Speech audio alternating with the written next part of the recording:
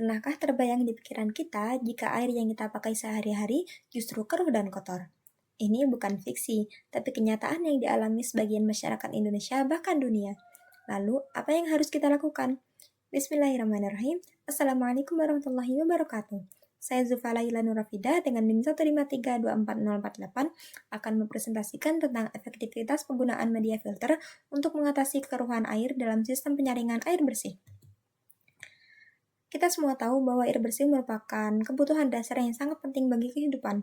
Namun, di banyak wilayah Indonesia, kualitas air bersih seringkali terganggu oleh tingginya tingkat kekeruhan. Oleh karena itu, perlu adanya pengembangan sistem penyaringan air yang efektif dan untuk memastikan ketersediaan air bersih yang aman untuk dikonsumsi. Salah satu upaya yang dapat dilakukan adalah dengan menggunakan media filtrasi dalam sistem penyaringan air bersih. Berdasarkan latar belakang tadi, rumusan masalah yang diajukan adalah 1. Seberapa besar efektivitas media filtrasi sederhana dalam mengurangi tingkat kekeruhan air? Kedua, bagaimana perbandingan hasil filtrasi dari 3 variasi komposisi pasir silika, manganesan, dan karbon aktif? Dan yang ketiga adalah komposisi media filter manakah yang paling optimal dalam menyaring air keruh? Kemudian, untuk menjawab rumusan masalah tadi, maka dilakukan pengkajian hal-hal berikut seperti jenis media filtrasi yang digunakan, parameter yang dianalisis, metode yang digunakan, variasi komposisi media filtrasi, skala penelitian, dan sumber air yang digunakan. Tujuan dari penelitian ini, yang pertama, mengetahui keefektivitas media filtrasi sederhana dalam mengurangi tingkat kekeruhan air. Kedua, membandingkan hasil filtrasi dari 3 variasi komposisi pasir silika, manganesan, dan karbon aktif. Dan yang ketiga adalah menentukan komposisi media filter yang paling optimal dalam sistem penyaringan air bersih. Kemudian metodologi dan sistematika penulisan dalam penelitian ini, yang pertama adalah metodologi, yang terdapat 2 adalah studi literatur dan eksperimen.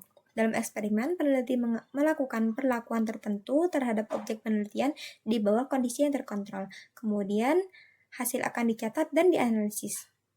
Teknik yang digunakan dalam mengumpulkan data adalah studi kepustakaan dari berbagai sumber seperti buku, jurnal ilmiah, serta artikel dari internet.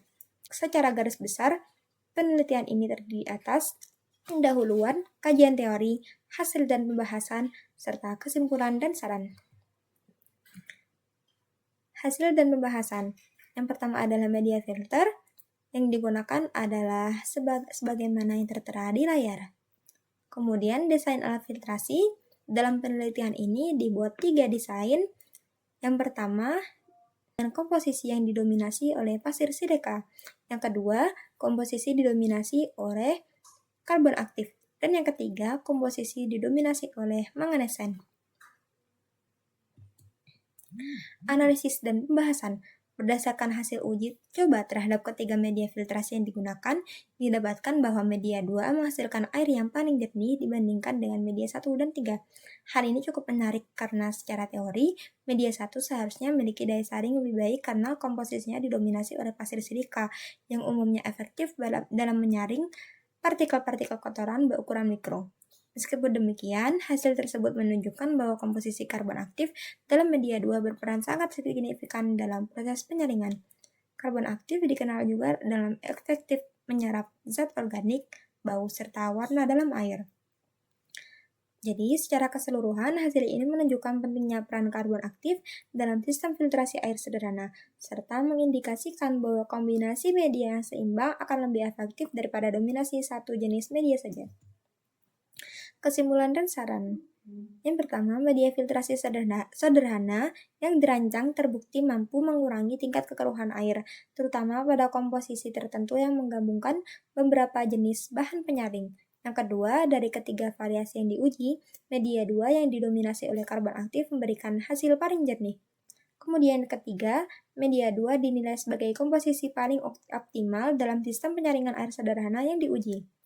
Saran dari penelitian ini adalah pengujian lanjutan dengan variasi komposisi yang lebih beragam, disarankan untuk menemukan kombinasi media filtrasi yang lebih optimal dan sesuai dengan kondisi di lapangan. Kemudian, evaluasi terhadap durabilitas media filtrasi perlu dilakukan untuk mengetahui masa pakai masing-masing bahan dan menentukan waktu yang tepat untuk pergantian atau perawatan. Sekian dari saya, semoga bermanfaat. Wassalamualaikum warahmatullahi wabarakatuh.